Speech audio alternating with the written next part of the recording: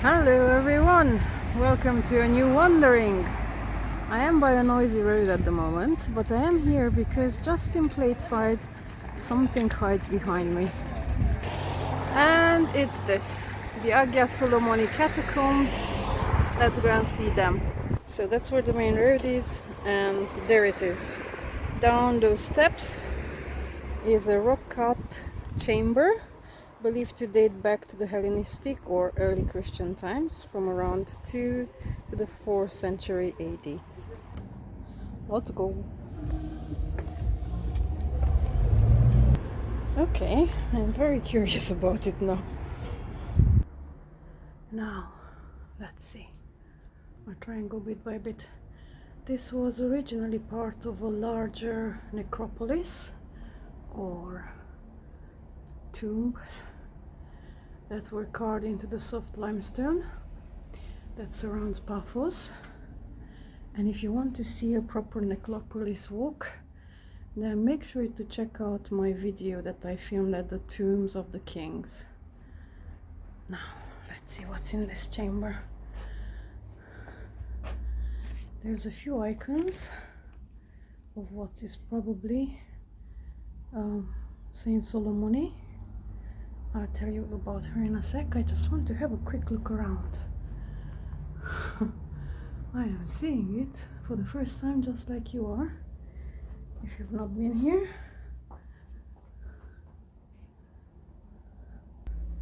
Okay, well, according to tradition, Saint Solomoni was a devout woman who sought refuge here in the cave to escape persecution for her faith. I like this one. So, she was an early Christian convert who was originally Jewish, and she rejected pagan worship. And as I said, according to legend, she fled persecution by the Romans and hid here in the cave. Now, what they did is that they sealed the entrance, they completely walled her in, and this way they to a slow and torturous death. But again, according to legends, there was a miraculous outcome, because when they opened the cave about 200 years later, supposedly she emerged alive and walked out. Now, traditions and legends mingle together. There's others coming. Now there in the middle is her and her 7 sons and somebody else, because legend says that she also had 7 sons who were executed. They are called the 7 sleepers or the 7 Maccabees. Let's go to the next chamber.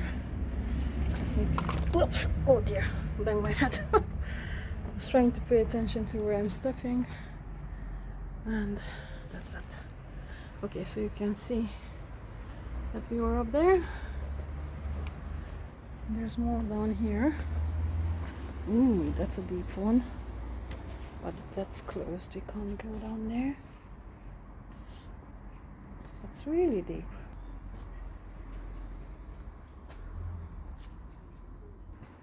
And there's another side one. And here you can see clearly the strand of the limestone, which is very interesting to me.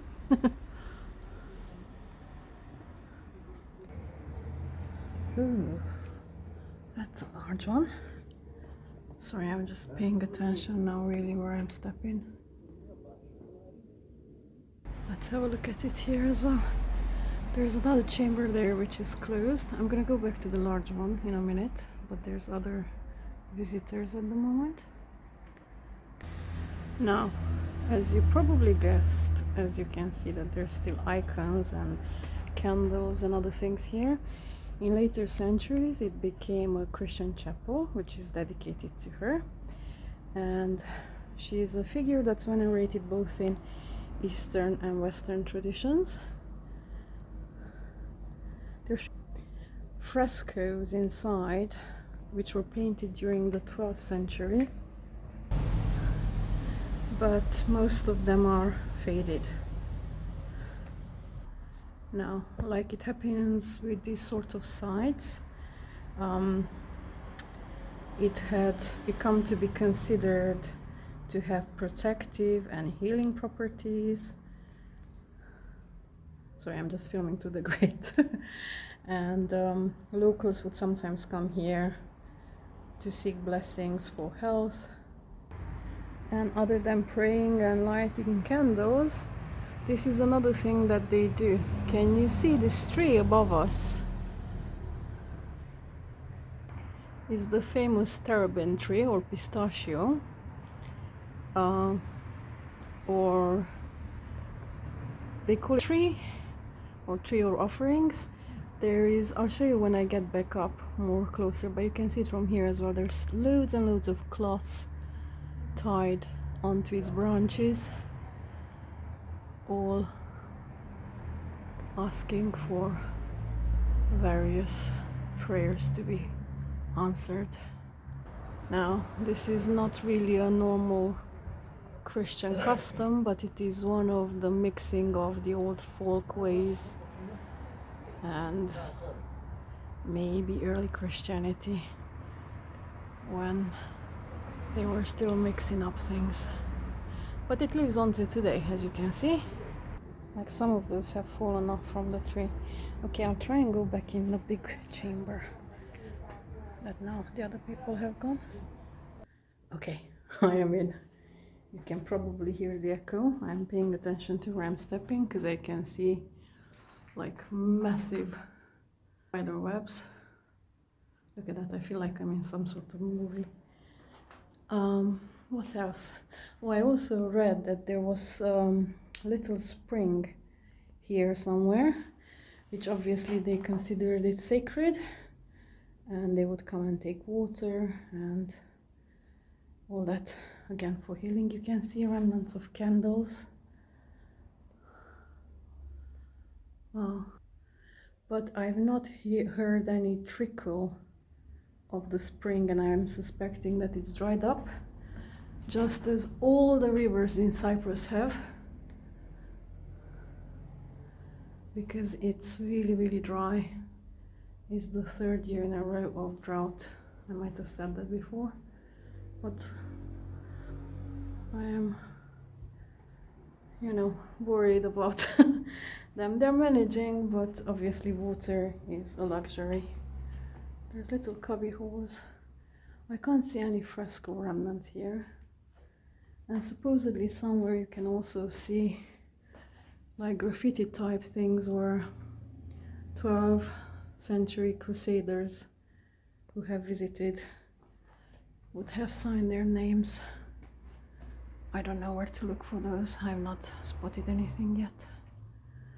Okay, well, this is one of the most bizarre wanderings I've done, for sure, besides the massive Tomb of the Kings necropolis. Okay, let's go back out. Back to the forbidden place, obviously. I would be more than curious to go down there, but it's not allowed, and I'm not gonna risk it because I just don't want to injure myself here. Alrighty, let's go up and see the tree and go back this way. Occasionally, I believe they still hold Orthodox services here from time to time, and yeah, there's no one here. It's open. The gate, probably they close the gate in the night, but as you can see, it's not supervised. Very, very interesting place. One more time just to look at her face.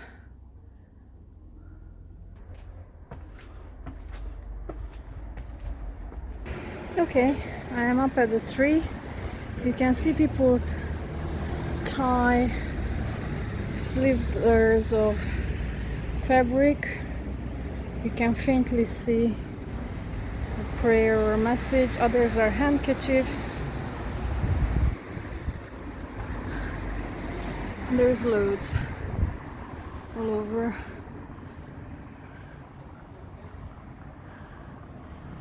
Okay, I think I'm gonna end the video here, and I hope I got to show you something different. It most certainly was for me. Oh wow, there's even more on this side. Okay, I wish you all a lovely day. Until next time.